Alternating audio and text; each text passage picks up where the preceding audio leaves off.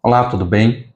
Hoje eu estou aqui para falar um pouquinho com você sobre a Lei de Direito do Paciente. Essa lei, 15.378, publicada no último 6 de janeiro, agora de 2026, ela tem como objetivo principal definir quais são os direitos e quais são os deveres do paciente dentro dos serviços de saúde, quer seja nos consultórios ou nas instituições de internação, hospitais, hospital-dia e assim por diante. Se você quer saber mais desse conteúdo, fica aí e a gente vai tratar nesse vídeo, tópico a tópico, esmiuçando, trazendo aqui como a gente deve implementar ou quais as estratégias a gente deve ter para implementar efetivamente essa lei e garantir conformidade legal, principalmente, uma vez que a gente quer que todos os serviços estejam bastante alinhados às expectativas da legislação. E para você, paciente, usuário do sistema de saúde, e aí independe, sistema público ou privado, fica de olho nesse vídeo. É importante para você também entender quais são seus direitos, mas também os seus deveres no momento do atendimento na instituição de saúde. E começando, como eu disse, essa lei foi publicada agora, dia 6 de abril de 2026, e está sendo muito veiculada nos grandes veículos de comunicação, nas comunidades, nos perfis de profissionais que tratam sobre esse assunto. Mas aqui a gente vai trazer item a item, comentando um pouquinho de cada um desses artigos. Na primeira seção, no capítulo 1, ele trata ali das disposições gerais, que é basicamente para você entender o que é que ele está dizendo quando ele se refere a alguns temas, alguns assuntos, a alguns termos utilizados aqui na legislação, que é muito comum para nós profissionais de saúde, mas que talvez não seja tão acessível ou tão usual para você que é paciente, para você que é usuário do sistema, tá bom? Então ele traz ali o artigo 1º, que é instituído o Estatuto dos Direitos do Paciente, a legislação que a gente está conversando aqui. No artigo 2º, ele traz o que é autodeterminação, quem é o representante desse paciente ou do paciente, nada mais é que a pessoa que o paciente escolhe, e a gente vai discorrer um pouquinho mais adiante, para ser o responsável por ela, para assumir os requisitos ali enquanto ela estiver internada. O conceito de consentimento informado, e aqui eu já trago um tópico extremamente importante que também vai ser discorrido ao longo do vídeo. É importantíssimo que o profissional de saúde entenda a relevância do termo de consentimento. É nele que a gente diz ao paciente, né, e recebe a autorização do paciente para proceder com aquele tratamento, com aquela terapêutica, com aquela intervenção, quer ela seja estética, cirúrgica, medicamentosa, enfim. É nele que a gente consensua as partes para o tratamento. O conceito de cuidado paliativo, e aí artigo 3º, talvez um artigo extremamente importante. Eu vou ler para vocês. Submetem-se a disposições dessa lei os profissionais de saúde, os responsáveis por serviços de saúde públicos ou privados e as pessoas jurídicas de direito privado que operam planos de assistência à saúde sem prejuízo do cumprimento da legislação específica que rege as suas atividades. Então, todo profissional de saúde, todo enfermeiro, fisioterapeuta, médico, nutricionista, deve seguir aquilo que diz aqui nessa legislação. Artigo 4º diz que a aplicação desta lei não afasta os direitos do paciente ao adquirir ou utilizar produto ou serviço como destinatário final. Então, o paciente, né, o usuário, ele continua tendo seu direito sobre a medicação, sobre o tratamento, basicamente fundamentando tudo aquilo que diz o artigo anterior. No artigo 5º, outros direitos do paciente, dos pacientes, previstos na legislação, devem ser aplicados em conjunto com as disposições dessa lei. Então, tudo aquilo que foi conquistado, ela não foi revogada em detrimento dessa lei. Na verdade, ela vem sustentando ou fundamentando todos os direitos de leis anteriores que a gente tem dos pacientes. Muitas vezes do paciente oncológico, do paciente em terapia renal substitutiva, a hemodiálise. Então, tudo aquilo que já foi conquistado, ela não cai em desuso. É importante ter um parágrafo aqui único aos pacientes que, por sua condição biológica, psíquica, cultural e social, estejam impedidos de dar o seu consentimento livre e esclarecido, deverão ser garantidos instrumentos para expressar as suas opções ou opor resistência a um procedimento. Então, mesmo aquele paciente que por alguma razão biológica, né, que tem alguma deficiência, algum transtorno psiquiátrico, cultural principalmente, e social, ele precisa também, a gente, enquanto profissional de saúde, a gente precisa garantir que ele esteja compreendendo. Também vai ser discorrido um pouco mais adiante. E aí o capítulo 2, ele traz, de fato, quais são os direitos do paciente. O artigo 6º, ele fala sobre indicar livremente o representante em qualquer momento do cuidado de saúde, por meio de registro em prontuário. Então vamos lá, ponto importante para você, paciente, primeiro.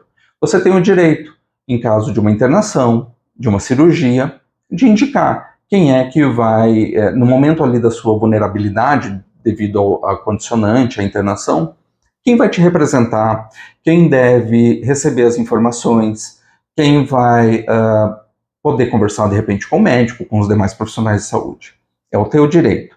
Em qualquer fase deve ser prestada essa informação e cabe aos profissionais de saúde garantir o registro em prontuário, seja nos consultórios, seja no âmbito hospitalar, ok? Importante o profissional que reconheça este representante como, de fato, o representante do paciente, aquele que ele escolheu, aquele que ele delegou, aquele que ele validou para ser o seu representante, para receber essas informações. E aí, mais adiante também é discorrido, mas cabe aos profissionais que este seja o representante. Demais pessoas não elegíveis ou não sinalizadas por esse paciente não devem ter acesso a essas informações, ok? No artigo 7º, o paciente tem o direito de contar com acompanhante em consultas e internações.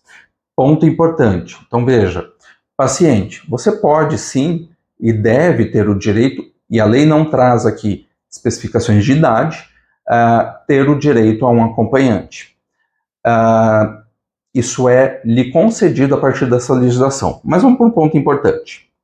Salvo quando o médico ou profissional responsável por seus cuidados entender que a presença do acompanhante pode acarretar prejuízo à saúde, à intimidade ou à segurança do paciente ou de outrem.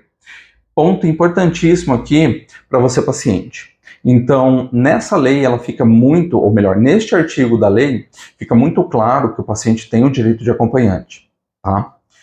2 pontos são importantes a gente tratar.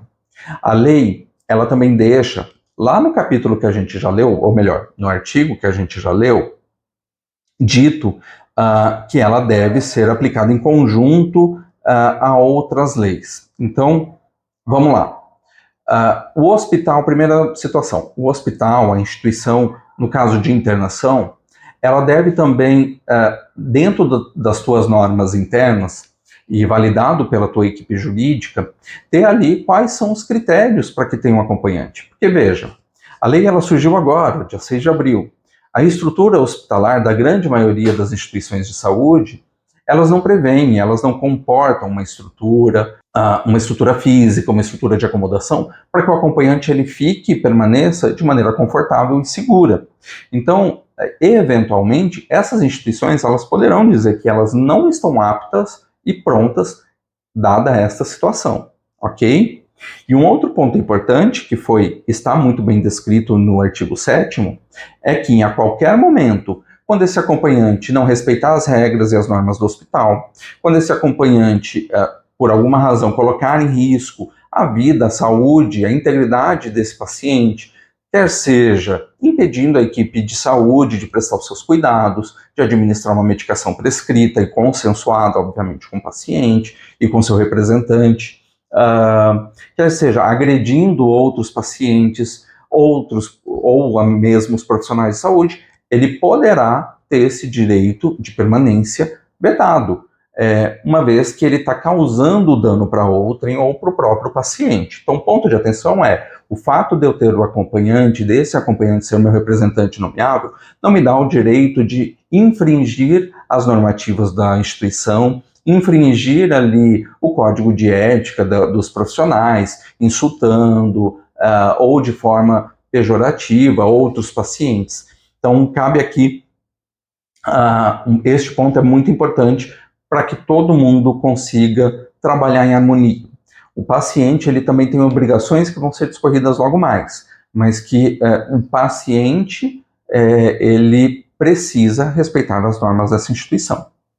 Tem um parágrafo logo a seguir do artigo 7º que diz o seguinte: o acompanhante do paciente tem o direito de fazer perguntas e certificar-se de que os procedimentos de segurança do paciente estão sendo adotados.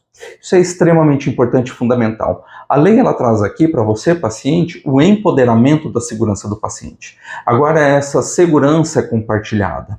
Então cabe ao acompanhante e até mesmo ao paciente questionar se o profissional higienizou as mãos, caso ele não tenha visto, ou de um paciente para outro: olha, tu não higienizou as tuas mãos, eu gostaria que você o fizesse antes de tocar em mim ou no meu familiar. Isso é um exemplo. Ou ainda, questionar qual é a medicação e por que está sendo feita. Isso é um direito do paciente. Isso agora está previsto em lei. E cabe a nós, profissionais de saúde, estarmos preparados para lidar com estes questionamentos que outrora, culturalmente, era vedado ao paciente. Então, para que serve? Qual é o efeito daquela medicação? Para que serve aquele procedimento? Explicar o porquê está higienizando as mãos depois de sair depois do contato do paciente, dado que é um dos momentos de higienização das mãos. Então, isso tudo é importante de ser comunicado também a esse paciente ou ao seu acompanhante, para que ele participe do processo. É dever agora, é um direito do paciente, é um dever nosso dos profissionais, por exemplo, questionar qual é o nome do paciente. Historicamente não é muito comum, né, os profissionais entrarem e já vão falando e administrando a medicação. Mas agora é um direito do paciente falar: olha, você não conferiu a minha pulseira, eu gostaria que você conferisse para ver se a medicação está igual. E o profissional, nós profissionais de saúde, precisamos estar preparados para esse questionamento. Ou melhor, antecipar esse questionamento já certificando que a identificação do paciente de maneira segura foi feita. E explicando para ele: olha, eu estou perguntando insistentemente o seu nome porque faz parte do protocolo de segurança do paciente, faz parte da meta de segurança do paciente, que inclusive é a meta 1, a identificação do paciente. Ok? Seguindo, o paciente tem o direito de ter acesso a cuidados em saúde de qualidade em tempo oportuno e de ser atendido em instalações físicas limpas, adequadas, bem como por profissionais de saúde adequadamente formados e capacitados. Está no artigo 8º, tá? Existem alguns outros aqui que a gente vai ler, que está falando do artigo 8º, mas veja bem, instituição de saúde, quando o paciente questionar da limpeza, quando o paciente ou seu acompanhante questionar das condições da instalação, ele nada mais está fazendo do que exercendo o seu direito. Óbvio, como dito no artigo anterior, isso tudo deve ser feito com respeito, entendendo todas as limitações que as instituições de saúde têm.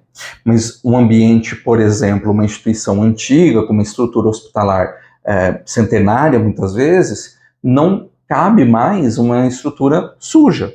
O fato de ser uma estrutura antiga, ela pode receber muito bem as manutenções corriqueiras, as manutenções de rotina, e se tornar aí uma instituição limpa e segura para o acolhimento, para o recebimento e para o tratamento desse paciente. Bem como, já dito aqui, profissionais formados e capacitados. Então, a capacitação contínua, mais do que nunca agora, ela está prevista em lei. E é um direito do paciente ver, inclusive, que está sendo feitas essas capacitações, que está acontecendo um movimento das instituições para que os colaboradores, os profissionais, estejam sempre atualizados. Dentro do artigo 8º, o paciente ainda tem alguns outros direitos que vão ser descritos aqui logo a mais. Qual deles? O direito de ser transferido para outra unidade de saúde quando se encontrar em condições clínicas que permitam a transferência em segurança, em conformidade com seu melhor interesse, respeitadas a disponibilidade de leito e a ordem de regulação. Então veja bem, eu não gosto de X instituição, isso é um direito do paciente, ele quer ser levado a outra, ou do seu acompanhante, representante legal, como já falamos há pouco. Porém, é muito importante que os critérios técnicos sejam respeitados. Esse paciente não será transferido se houver uma contraindicação pelos profissionais de saúde que coloque em risco a vida dele. Então, veja, um paciente com uma instabilidade clínica, que está num quadro de gravidade bastante expressivo e que o transporte, né, nós profissionais de saúde sabemos que o transporte ele compromete a estabilidade do paciente. Se ali for identificado por toda a equipe que está prestando assistência que o risco é maior do que o benefício, essa transferência não irá acontecer. E isso é importante de ser dito para profissionais. O ponto mais interessante é que esteja descrito em prontuário, que a gente não tenha o receio de descrever qual é o interesse da família, de transferir para uma outra unidade na qual eles se sintam melhor acolhidos ou tenham maior confiança, porém que neste momento, no momento em que eles exigem, o paciente encontra-se em instabilidade e que seja muito bem relatado qual é a instabilidade, quais são os riscos dessa transferência, para que seja muito bem fundamentado a negativa. O paciente, o seu acompanhante, ele deve e ele tem o direito, a partir de agora, de reconhecer o porquê que esses profissionais estão impedindo esse desejo, essa vontade deles. E tem ainda o direito a que o registro do atendimento ou dos procedimentos efetuados seja encaminhado pelo serviço médico de origem ao local de transferência. Então, quando possível essa transferência, tudo aquilo, os registros do que foi feito, das medicações administradas, da resposta do paciente para essa medicação, para aquelas terapêuticas, elas devem acompanhar para que lá no outro serviço a continuidade do cuidado ela seja preservada, mantida e garantida sem qualquer prejuízo na assistência. No artigo 9º, o paciente tem o direito de que a sua segurança seja assegurada, o que implica ambiente, procedimentos e insumos seguros. E daí vamos para os parágrafos aqui, tá? Primeiro, com vistas a assegurar a segurança, o paciente tem o direito de realizar perguntas aos profissionais de saúde, entre outras, sobre a higienização das mãos, de instrumentos, do local correto do seu corpo, que será submetido ao procedimento cirúrgico ou invasivo, o nome do médico que está encarregado de seus cuidados e a forma de contatá-lo. Isso é um direito a partir de agora do paciente. Então, não se sintam, essa fala é muito mais direcionada aos profissionais de saúde, não se sintam incomodados por esses questionamentos. Na verdade, o que a gente está falando aqui é que ele contribua para a segurança dele, para que tudo aquilo que vai ser, que nós planejamos para o cuidado dele, seja administrado, executado da maneira mais correta possível, e que ele seja participante desse cuidado. A gente tem que garantir e pensar o seguinte: esse paciente ele está conosco por um período, e ele vai para a sua residência, ele vai para o seu local de repouso pós-hospitalização. E lá ele precisa conhecer e entender tudo aquilo que foi executado com ele. Explicar ao paciente as condutas, fazer com que ele promova e indague, a gente está contribuindo com mais uma barreira de segurança, mais um membro de toda a composição do cuidado que está dizendo para nós, enquanto profissionais, olha, higienize as tuas mãos, olha, como é o processo de esterilização desse instrumental? E nos cabe explicar de maneira muito clara, e nós vamos ver já já, como é que essa explicação pode ser melhorada. O paciente tem o direito de ser informado sobre a procedência dos insumos de saúde, dos medicamentos que lhe são destinados e de verificar antes de recebê-lo a dosagem prescrita, eventuais efeitos adversos e outras informações que visem assegurar-lhe a sua segurança. Então, perguntar sobre medicamento não é mais uma cortesia, uma cordialidade, um diferencial. É um direito do paciente. Para nós, fica sempre a mensagem, enquanto profissionais de saúde, enquanto enfermeiro que sou, da atitude proativa. Estou lhe aplicando, administrando X medicamento, que pode lhe causar um desconforto, que tem a função de fazer tal coisa no teu organismo, tá? Se sentir qualquer desconforto, por favor, me avise enquanto eu estiver administrando. Isso, de maneira proativa, a gente já está em conformidade com a lei. Trazendo no artigo 10º agora. O paciente tem o direito de não ser tratado com distinção, exclusão, restrição ou preferência de atendimento baseados em sexo, raça, cor, religião, enfermidade, deficiência, origem nacional ou étnica, renda ou qualquer outra forma de discriminação que provoque restrições do seu direito. Essa fala é muito mais direcionada aos profissionais de saúde. Nós temos a responsabilidade de tratar todos os pacientes, todos aqueles que estão sob nossos cuidados, com a mesma cordialidade, com o mesmo respeito, com os mesmos critérios técnicos científicos, independentemente de qual seja a sua cor, raça, religião, orientação sexual, deficiência, etnia, ou seja, todos têm o mesmo direito. E aí tem alguns outros pontos extremamente importantes sobre o artigo 10º.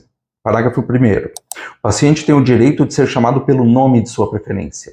Ele não precisa apresentar um RG, ele não precisa ter, principalmente pessoas trans, homens ou mulheres trans, eles podem ali exigir e têm o direito de ser chamado e tratado pelo seu nome de desejo, tá?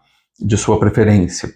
E o parágrafo 2º, perdão, o paciente tem o direito a ter as suas particularidades culturais, religiosas ou de outra natureza preservadas, principalmente quando fizer parte de grupos vulneráveis. Então veja, nós somos um país laico, uma sociedade em que temos pessoas evangélicas, pessoas com religião de matriz africana, pessoas católicas, de várias crenças. Todas elas merecem o mesmo respeito. Instituições, serviços de saúde devem estar preparados, devem aperfeiçoar suas práticas para que todos sejam atendidos de maneira igualitária, sem distinção social, sem vulnerabilidade. Veja bem, em visitas religiosas, se pode o pastor, também pode o pajé. Se pode o padre, também pode o meu pai de santo. Todos podem e devem ter esse direito respeitado. Artigo 11º.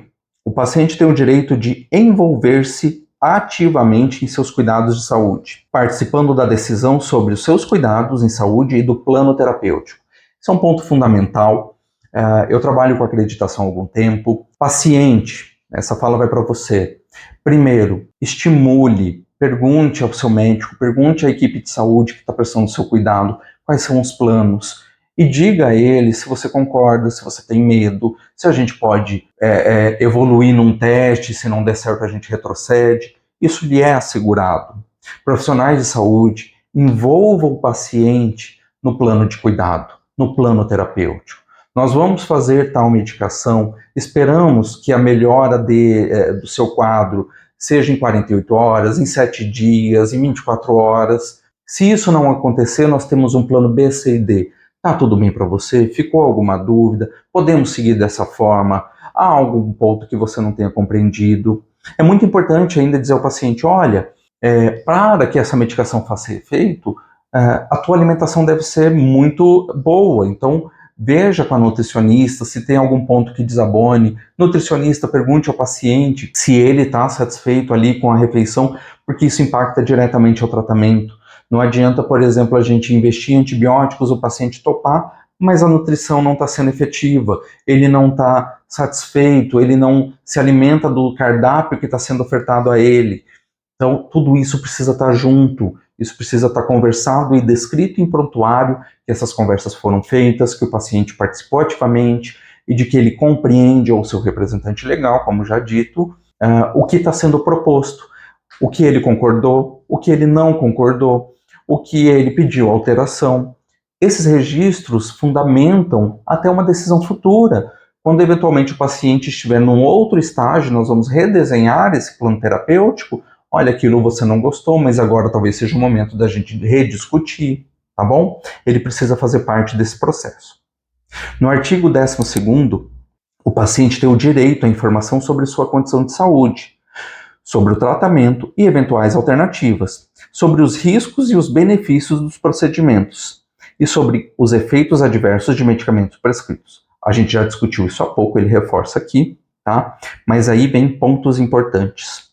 O parágrafo 1º, ele fala o seguinte: a informação deve ser acessível, atualizada e suficiente para que o paciente possa tomar decisão sobre os seus cuidados em saúde.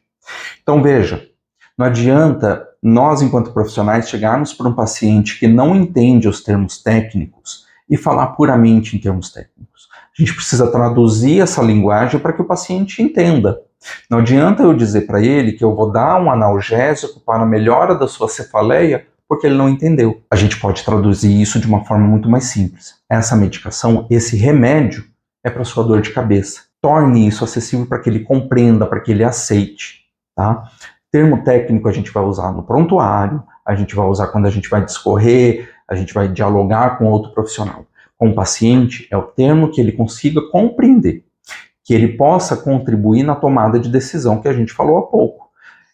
Se eu falar de maneira extremamente técnica que ele não consiga compreender, ele vai aceitar porque eu estou dizendo para ele aceitar, mas não porque ele entende a importância da conduta e de tudo aquilo que está sendo construído e planejado para o seu tratamento. O paciente tem direito a intérprete, ou, no caso de pessoa com deficiência, a meios que assegurem a sua acessibilidade. Então, se é uma pessoa com deficiência, seja ela qual for, enquanto profissionais de saúde, instituição de serviço de saúde, eu preciso garantir que esse paciente vá ter ali o melhor recurso, a melhor disponibilidade para que ele possa seguir o seu tratamento. E o parágrafo 3º, o paciente tem o direito de ser informado sobre cuidados que deve adotar ao receber alta. Veja que ponto importante, que ferramenta a gente tem. Paciente, comece desde o princípio da tua internação a questionar como vai ser em casa, como eu vou lidar com isso em casa, como os profissionais podem ajudar para que ele tenha uma melhora em casa. Então, por exemplo, um paciente que entra com quadro de AVC, que hoje ele tem todas as suas funções preservadas, mas que ele faz ali uma hemiplegia, e agora eu estou falando um pouquinho com profissionais, que é a paralisia de um dos lados do corpo. Uma hemiplegia direita, esquerda, uma paralisia da direita ou da esquerda. Eu preciso começar a preparar esse paciente para como vai ser a sua recuperação em casa. Isso não deve acontecer no último dia da sua internação. Isso deve acontecer do momento que a gente entendeu que essa hemiplegia ela não é tão momentânea. Ela pode até ser transitória ou talvez até definitiva, mas eu preciso preparar o paciente para o que vai acontecer ali na sua aula. Bom, findando o artigo 12º, o 13º, o paciente tem o direito de ser informado se o tratamento, o medicamento ou o método diagnóstico são experimentais, ou seja, não se tem evidência científica, ele está participando de um teste, bem como consentir ou de recusar participar da pesquisa em saúde, em conformidade com as normativas específicas sobre ética em pesquisa. Então, todo paciente, os times, né, os profissionais que já trabalham com a parte de pesquisa está muito habituado a obter o consentimento do paciente, mas isso volta muito forte aqui nessa legislação. O paciente tem o direito ao consentimento informado sem coerção ou influência indevida, salvo em situações de risco de morte em que esteja inconsciente. Então veja, num caso em que o paciente adentra um serviço de saúde, ele está inconsciente, ou seja, ele não consegue responder ali se ele deseja um procedimento cirúrgico ou não, os profissionais de saúde, se entendendo que aquela condição requer um procedimento invasivo, uma cirurgia, eles podem, sem o consentimento, até que se localize uma família e isso comprometa a vida do paciente, eles podem realizar o procedimento. Não sendo essa situação, o paciente precisa consentir. E aí, ponto extremamente importante para o seu consultório, por exemplo, profissional de saúde. No teu consultório, o termo de consentimento é aplicado, agora eu vou falar para aqueles procedimentos realizados em nível ambulatorial, ali dentro do consultório. Ele é aplicado, a linguagem está acessível, você consegue sentar com o paciente, esclarecer ponto a ponto daquilo que foi descrito. É isso que a gente está dizendo aqui. E sem, obviamente, influenciar, olha, se você não aceitar, vai acontecer tal coisa, ou eu não vou fazer seu procedimento. Isso não é permitido.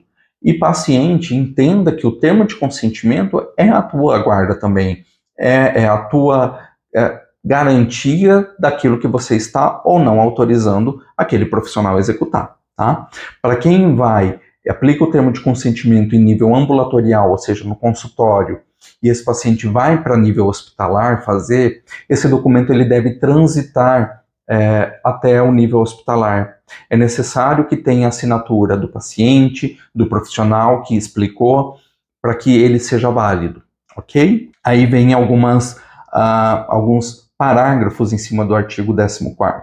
O paciente tem o direito de retirar o seu consentimento a qualquer momento sem sofrer represálias. Um ponto muito importante, há situações em que mesmo eu retirando o meu consentimento, eu não tenho como voltar atrás. É o caso de uma amputação, é o caso de uma retirada, por exemplo, de vesícula, de um procedimento cirúrgico para fim de tratamento curativo, em que, uma vez realizado, eu não consigo devolver para aquele paciente um membro amputado, eu não consigo devolver para aquele paciente aquele órgão retirado. Então, é muito importante que se tenha essa compreensão, inclusive, de que, olha, isso não tem reversão. Este procedimento eu não consigo colocar outra vesícula, eu não consigo, não será possível colocar outro dedo, outro membro que a gente vai retirar em decorrência dessa situação. É assegurado, mesmo em situações previstas nesse artigo, o respeito às diretivas antecipadas de vontade do paciente, nos termos do inciso 2º do caput do artigo 2º dessa lei, tá? do inciso 2. Que é isso, né? Os pacientes que estão em processo de terminalidade, que estão em cuidados paliativos, ele tem o seu direito, quando registrado em cartório, tem toda uma tratativa que a gente não vai discorrer aqui, as diretivas antecipadas de vontade, que são aquelas, olha, eu não gostaria de ser reanimado, eu não gostaria que fizesse procedimento invasivo quando o meu coração parar de bater, e que iniciasse manobras de ressuscitação. Isso são algumas das diretivas, e elas devem ser respeitadas em qualquer serviço de saúde. Isso antes era muito comum um paciente ter as diretivas bem descritas, juridicamente inclusive, mas quando chegava ao serviço de saúde não tinha esse direito preservado. Agora está previsto em lei, tá? Já era e agora está bem mais fortalecido. No artigo 15º, o paciente tem o direito à confidencialidade das informações sobre o seu estado de saúde e seu tratamento, e de outras informações de cunho pessoal, mesmo após a sua morte, salvo as exceções previstas em lei. E aí tem o parágrafo único. Os dados e registros referentes ao paciente deverão ser devidamente manuseados e arquivados de modo a preservar a sua confidencialidade. Olha que ponto importantíssimo sobre preservar a autonomia, a privacidade, assegurar ali, de fato, respeito ao paciente durante o seu tratamento e, se caso, após a sua morte. Salvo casos previstos em lei, onde precisa, eventualmente, do prontuário para alguma questão legal, devidamente liberada pelo juiz, que ele aborda mais adiante, ok? E que não tenha manipulação de múltiplos profissionais ou de pessoas que não vão compor o seu atendimento. Então, o paciente tem o direito hoje, né, a partir dessa lei, de que apenas as pessoas envolvidas no seu cuidado, de fato, manipulem o seu prontuário. O paciente tem o direito de consentir ou não com a revelação de informações pessoais para terceiros não previamente autorizados, incluindo familiares, exceto quando houver determinação legal, que foi o que eu acabei de dizer. Então, por exemplo, é muito comum a gente se deparar com uma pessoa que tem duas famílias, mas que exista problemas entre as famílias, até com o próprio paciente, no qual o paciente não gostaria de que a família A ou a família B não tenha acesso. Uma vez que ele tiver lucidez, é preservado ao paciente, olha, eu não gostaria que outras pessoas, a não ser a minha esposa, a não ser o meu marido, a não ser os meus filhos, X, Y, Z, né, dados os nomes, os demais eu não gostaria que tivesse acesso. Então, logo, é preservado a ele esse direito. O artigo 17º, o paciente tem o direito de ter a vida privada respeitada quando submetido a cuidados em saúde. O que compreende? Vamos lá. O direito de ser examinado no lugar privativo, salvo em situações de emergência ou de cuidados intensivos, porque a estrutura respeita uma outra normativa. Então, para você, paciente, acompanhante que vê, por exemplo, numa leito de UTI, numa sala de emergência, em que a gente não garante tanto a privacidade, porque são só cortinas e elas não ficam totalmente fechadas, é para que a gente garanta, de fato, o atendimento ao paciente. A gente precisa estar olhando para todos esses pacientes. Então, essa fala fica muito mais ali para o paciente, para que compreenda esse cenário.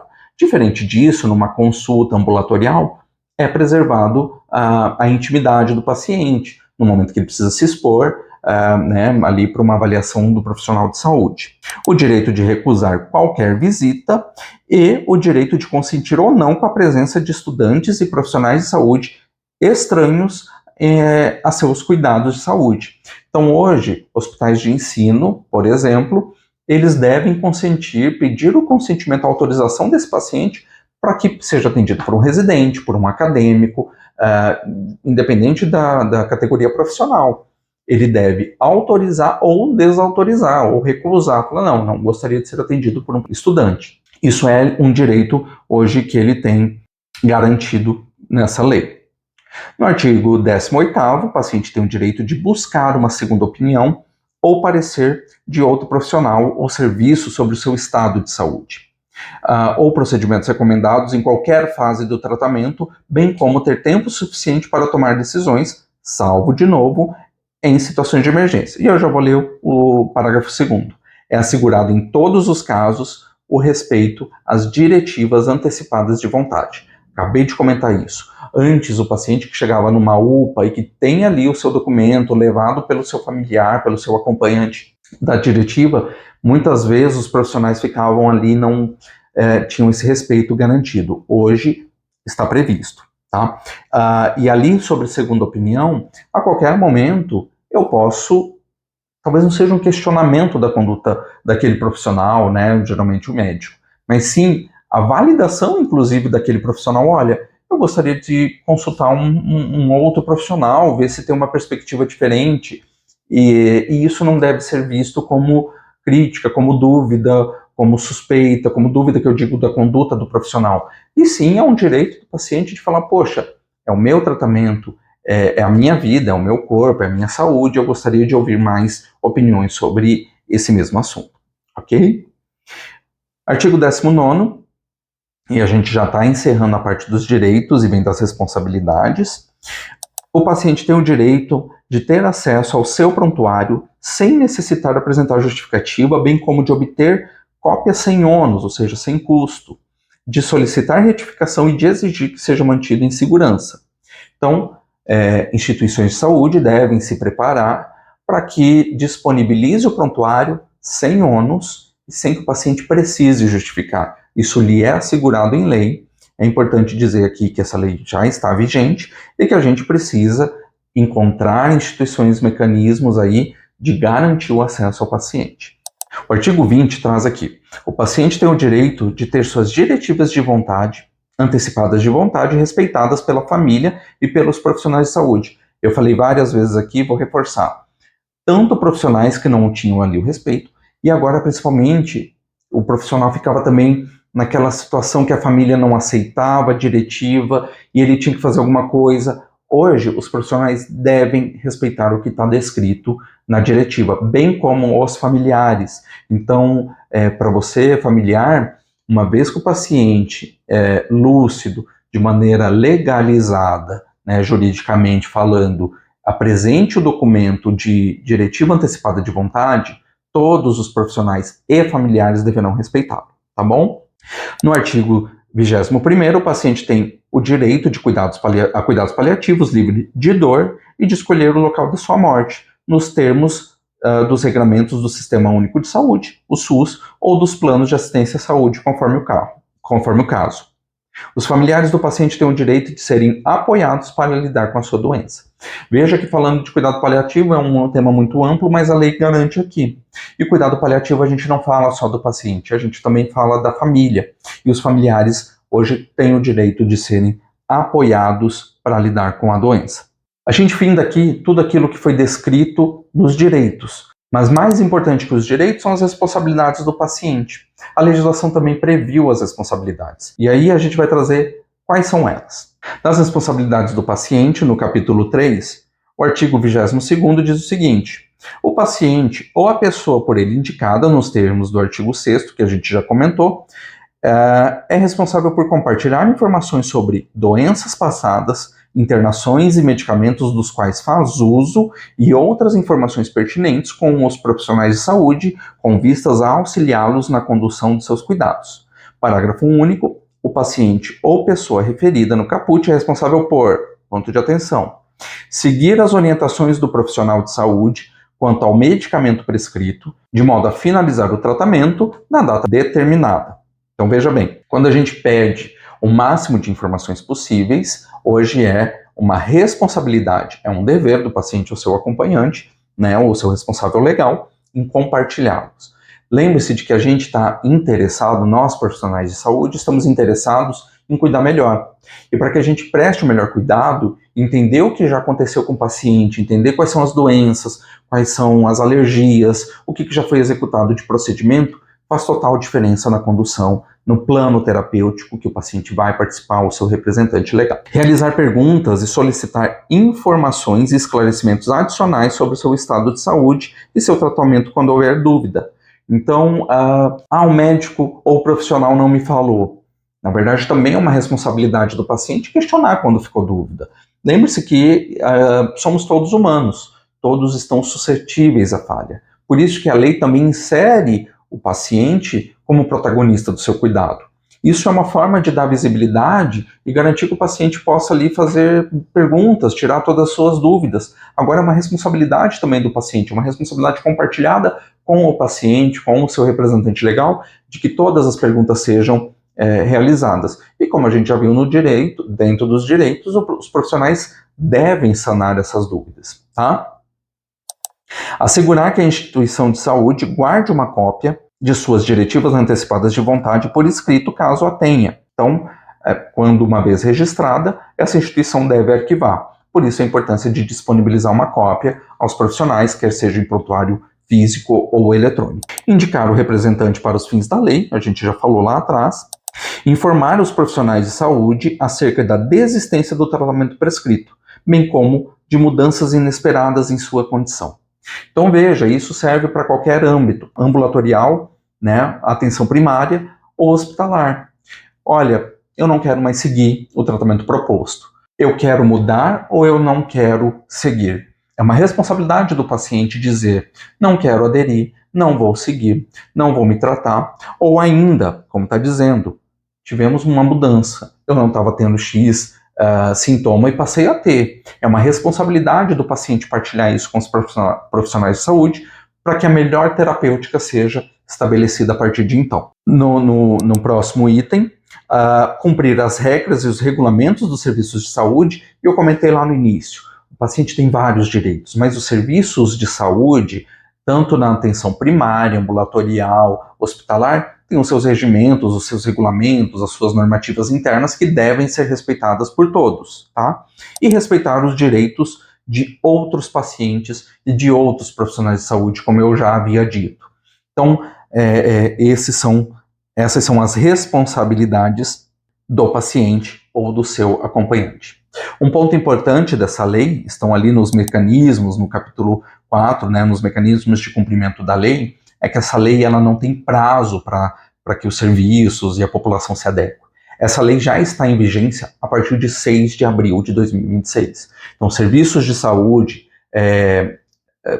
dos mais diversos, clínicas, hospitais, consultórios, ambulatórios, todos devem se adequar à legislação em caráter imediato. Na verdade, já deveriam estar se adequando desde o dia 6 de abril, no momento em que ela foi publicada.